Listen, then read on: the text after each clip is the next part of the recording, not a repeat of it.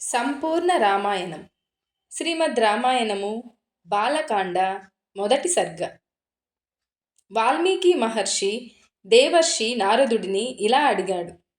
ఓ నారద మహర్షి, ఈ భూలోకములో మంచి గుణములు కలవాడు, పరాక్రమవంతుడు, ధర్మాత్ముడు, ఎదుటివారి ఎడల ఆదరభావం కలవాడు, చేసిన మేలు మరువనివాడు, ఎల్లప్పుడూ సత్యమునే పలుకువాడు, గట్టి సంకల్పము కలవాడు, అనుకున్న పని నెరవేర్చే గుణము కలవాడు, ఈ సద్గుణములు కలవాడు ఎవరైనా ఉన్నారా? అంతేకాదు, మంచి నడవడి కలవాడు, సర్వభూతములయందు ప్రీతి కలవాడు, అన్ని విద్యలు నేర్చినవాడు, తనకు అసాధ్యము అంటూ లేదు అని నిరూపించినవాడు, ఎల్లప్పుడూ ఆనందంతో తొణికిసలాడేవాడు, అటువంటి వ్యక్తి ఎవరున్నారు? ఓ మహర్షి, మొక్కవోని ధైర్యము కలవాడు, కోపము అంటే ఎరుగనివాడు, మంచి తేజస్సుతో విరాజిల్లేవాడు, అసూయ ద్వేషములను దగ్గరకు రానియనివాడు, యుద్ధరంగంలో దిగితే దేవతలకు కూడా భయపడనివాడు, ఇటువంటి సద్గుణములు గల నరుడుని గురించి వినవలెనని నాకు చాలా కుతూహలంగా ఉంది. దయచేసి నాకు వివరించండి. ఎందుకంటే నీవు ముల్లోకములు సంచరిస్తూ ఉంటావు, అందువలన నీకు తెలిసే అవకాశం ఉంది. కాబట్టి అటువంటి లోకోత్తర పురుషుడిని గురించి నాకు తెలియజేయండి అని వాల్మీకి మహర్షి నారదుడిని ఇలా అడిగాడు. అప్పుడు నారదుడు వాల్మీకితో ఇలా అన్నాడు. ఓ మహర్షి, నీవు చెప్పిన గుణములు సామాన్య మానవులలో సాధారణంగా కనిపించవు. ఎందుకంటే అవి అసాధారణములైన దుర్లభములైన గుణములు. కానీ అట్టి గుణములు కలిగిన ఒక మహాపురుషుడు ఉన్నాడు. ఆయన గురించి చెబుతాను, విను. ఈ భూమండలములో ఇక్ష్వాకు వంశము ప్రసిద్ధి చెందింది. ఆ వంశములో రాముడు అనే పేరుగల ఒక మహాపురుషుడు జన్మించాడు. ఆ రాముడు జనుల అందరి చేత కీర్తింపబడ్డాడు.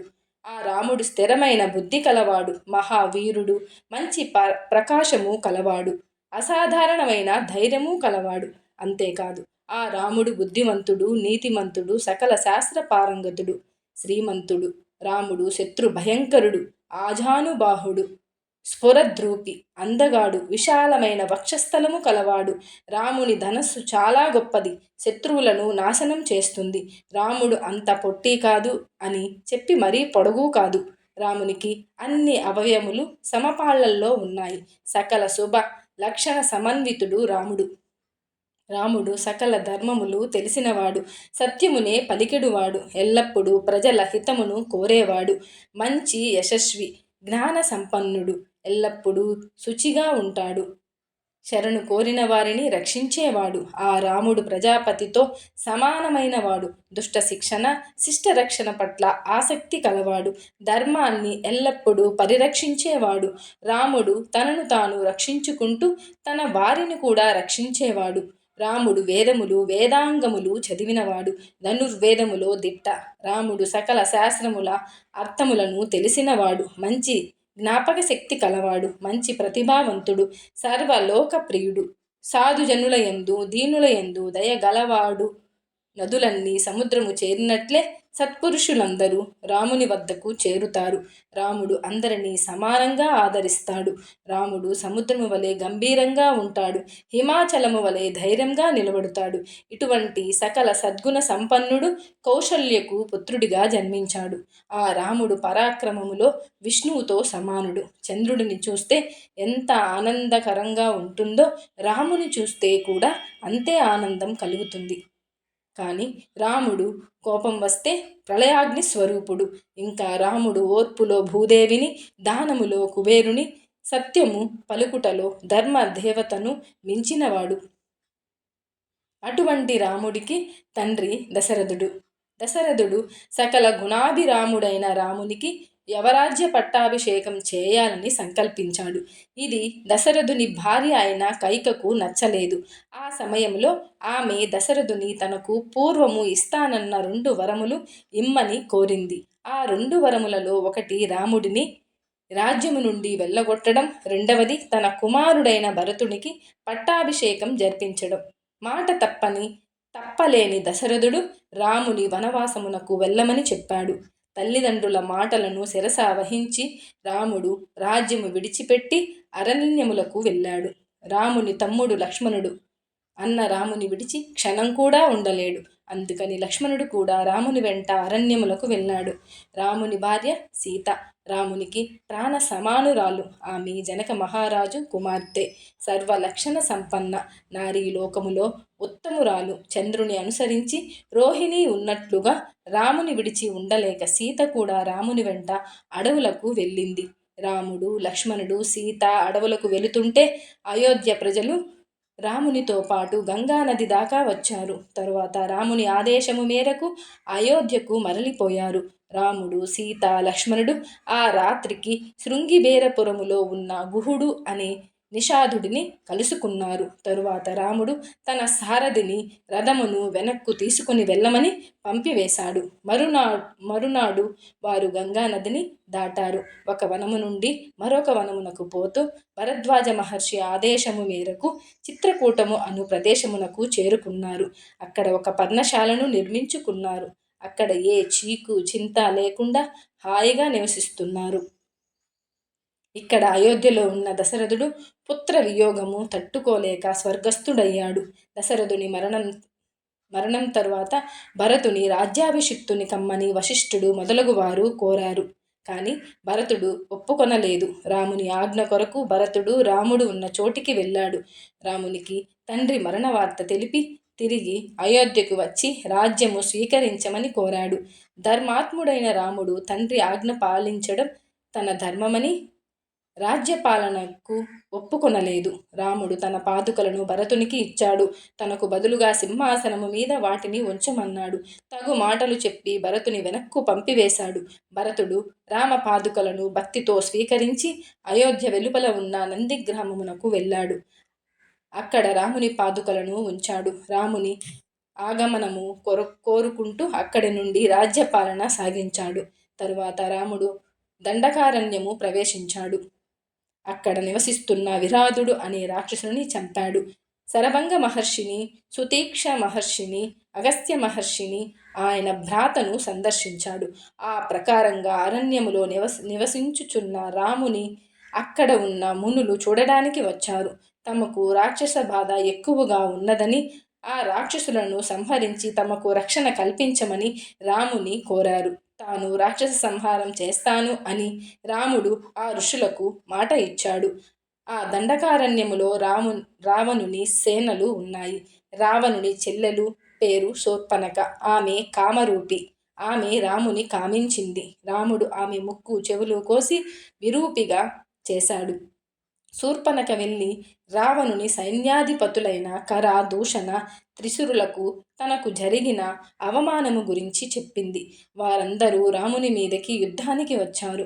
రాముడు వారితో యుద్ధము చేసి వారినందరినీ సంహరించాడు. ఆ ప్రకారంగా రాముడు తాను దండకారణ్యములో ఉన్నప్పుడు జనస్థానములో నివసించుచున్న రాక్షసులను 14,000 మందిని సంహరించాడు. ఈ వార్త రావణాసురుడికి తెలిసింది. అతనికి కోపం వచ్చింది. తనకు సాయం చెయ్యమని మారీచుడు అనే రాక్షసుని కోరాడు. కానీ మారీచుడు ఒప్పుకొనలేదు. కరదూషణాది రాక్షస వీరులను సంహరించిన రాముడు వంటి మహావీరునితో వైరము పెట్టుకోవద్దని హితవు చెప్పాడు రావణుడికి. కానీ రావణుడు వినలేదు. మారీచుని బలవంతంగా ఒప్పించాడు. మారీచుని వెంటబెట్టుకుని రాముడు ఉండే ఆశ్రమమునకు వెళ్ళాడు. మారీచుని సహాయముతో రాముని లక్ష్మణుని దూరంగా పంపాడు. మాయోపాయంతో రావణుడు సీతను అపహరించాడు. అడ్డు వచ్చిన జటాయువును చంపాడు. రామ లక్ష్మణుల ఆశ్రమమునకు తిరిగి వచ్చారు. సీత కనపడలేదు. సీతను వెతుకుతుంటే జటాయువు కనిపించింది. సీతను రావణుడు అపహరించాడు అని తెలుసుకున్నాడు. జటాయువుకు దహన సంస్కారములు చేశాడు. తరువాత సీతను వెతుకుతూ అడవిలో తిరుగుతున్నారు. కబంధుడు అనే రాక్షసుని చూచారు. తమకు అపకారం చేయబోయిన కబంధుని చంపి అతనికి శాప విముక్తి కలిగించారు. కబంధుడు వారిని శబరి ఆశ్రమమునకు వెళ్ళమని చెప్పాడు. కబంధుని శరీరమునకు అంత్యక్రియలు చేశారు రామలక్ష్మణులు. తరువాత వారు శబరి ఆశ్రమమునకు వెళ్ళారు. శబరి వారిని పూజించింది. తరువాత వారు పంపా తీరమునకు వెళ్ళారు. అక్కడ హనుమంతుని చూచారు. వానర రాజైన సుగ్రీవునితో స్నేహము చేశారు. రాముడు తన గురించి, సీతాపహరణము గురించి సుగ్రీవునికి చెప్పాడు. సుగ్రీవుడు తనకు తన అన్న వాలికి ఉన్న వైరము గురించి రామునికి చెప్పారు. రాముడు వాలిని చంపుతానని ప్రతిజ్ఞ చేశాడు. కానీ రాముడు వాలిని చంపగలడా అని సుగ్రీవునికి అనుమానము కలిగింది. అంతకు పూర్వము వాలి చేతిలో చచ్చిన దుదింబి అనే రాక్షసుని శరీరమును రాముడికి చూపాడు. రాముడు ఆ రాక్షసుని శరీరమును తన కాలిగోటితో 10 యోజనములు దూరంగా పడేటట్లు విసిరివేశాడు. ఒకే బాణముతో 7 మద్ది చెట్లను కూల్చాడు. అప్పుడు సుగ్రీవునికి రాముని మీద నమ్మకం కుదిరింది. రాముని వెంట తీసుకుని వాలి ఉన్న గుహ వద్దకు వెళ్ళాడు. సుగ్రీవుడు బయట ఉండి సుగ్రీవుడు గట్టిగా అరిచాడు. ఆ అరుపు విని వాలి బయటకు వచ్చాడు. వాలి భార్య తార వాలిని యుద్ధమునకు వెళ్ళవద్దని వారించింది. కానీ వాలి వినలేదు. వాలి సుగ్రీవునితో యుద్ధము చేశాడు. రాముడు ఒకే బాణముతో వాలిని చంపాడు. సుగ్రీవుని వానర రాజ్యమునకు పట్టాభిషిక్తుని చేశాడు. తరువాత సుగ్రీవుడు సీతాదేవిని వెతుకుటకు వానరులను నలుదిక్కులకు పంపాడు. హనుమంతుడు దక్షిణ దిక్కుగా వెళ్ళాడు. సముద్రమును దాటి లంక చేరుకున్నాడు. అశోకవనంలో రాముని కొరకు శోకించుచున్న సీతను చూచాడు హనుమంతుడు. హనుమంతుడు సీతను కలుసుకున్నాడు. రాముడు ఇచ్చిన ఉంగరమును గుర్తుగా చూపించాడు. రామ సుగ్రీవుల మైత్రి గురించి చెప్పాడు. తరువాత హనుమంతుడు అశోకవనము యొక్క తోరణ ద్వారమును ధ్వంసము చేశాడు. తనను పట్టుకోబోయిన రావణుని సేనాపతులను 5గురిని చంపాడు. అక్షయ కుమారుని చంపాడు. తుదకు బంధింపబడ్డాడు. తరువాత తనను తాను విడిపించుకొని లంకా దహనము చేశాడు. హనుమంతుడు లంక నుండి రాముని వద్దకు వచ్చాడు. సీతను చూచాను అని రామునితో చెప్పాడు.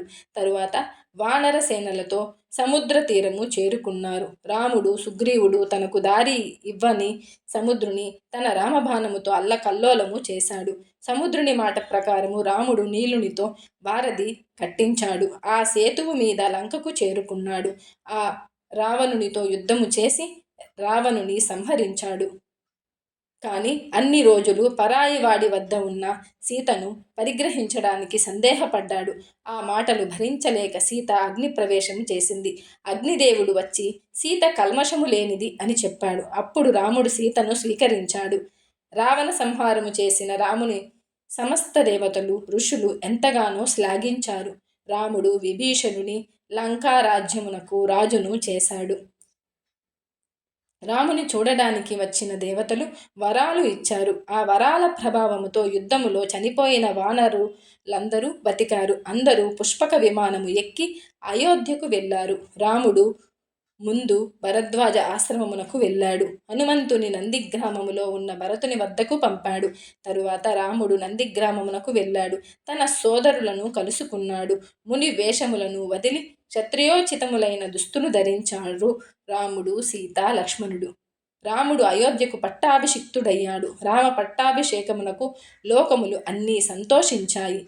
రాముడి పాలనలో ప్రజలందరూ ధర్మబద్ధంగా నడుచుకున్నారు. సకాలములో వానలు కురిసి దుర్భిక్షము అంటూ లేకుండా పోయింది. తండ్రి జీవించి ఉండగా పుత్రులు మరణించడం లేదు. స్త్రీలకు వైధవ్యము లేదు. స్త్రీలందరూ పతివ్రతలుగా ఉన్నారు. రామరాజ్యంలో అగ్ని భయం, చోర భయం, జల భయం, ఆకలి భయం కానీ లేవు. రాజ్యములో ధనధాన్యములు సమృద్ధిగా ఉండేవి. ప్రజలందరూ సంతోషంగా జీవించారు. రాముడు లెక్కలేనన్ని అశ్వమేధ యాగములు చేశాడు. లక్షల కొలది గోవులను బ్రాహ్మణులకు దానంగా ఇచ్చాడు. రామరాజ్యములో 4 వర్ణముల వారు తమ తమ పనులను సక్రమంగా చేసుకుంటూ సంతోషంగా జీవించారు. ఆ ప్రకారంగా రాముడు 11,000 సంవత్సరములు రాజ్యపాలన చేసి తుదకు బ్రహ్మలోకము చేరుకున్నాడు. ఈ రామచరిత్ర అతి పవిత్రమైనది. సమస్త పాపములను నాశనము చేస్తుంది, పుణ్యములను కలుగజేస్తుంది. ఈ రామకథ వేద సమ్మతము. ఈ రామచరిత్రను చదివిన వారికి సమస్త పాపములు తొలగిపోతాయి. వారికి ఆయువు వృద్ధి చెందుతుంది. పుత్రపౌత్రాదులతో సకల సుఖములు అనుభవిస్తారు. తరువాత స్వర్గలోకము చేరుకుంటారు. ఈ రామాయణము చదివిన బ్రాహ్మణులు అన్ని విద్యలలో ప్రావీణ్యులవుతారు. క్షత్రియులకు రాజ్య ప్రాప్తి కలుగుతుంది. వైశ్యులకు వ్యాపారాభివృద్ధి కలుగుతుంది. శూద్రులు కీర్తివంతులవుతారు. ఇది వాల్మీకి విరచిత శ్రీమద్ రామాయణ మహాకావ్యములో బాలకాండలో మొదటి సర్గ సంపూర్ణము. జై శ్రీరామ్. శ్రీరామ జయ రామ జయ జయ రామ రామ. శ్రీరామ జయ రామ జయ జయ రామ రామ. శ్రీరామ జయ రామ జయ జయ రామ రామ. శ్రీరామ జయ రామ జయ జయ రామ రామ. శ్రీరామ రామ రామేతి రమే రామే మనోరమే. సహస్రనామ తత్తుల్యం రామనామ వరాననే.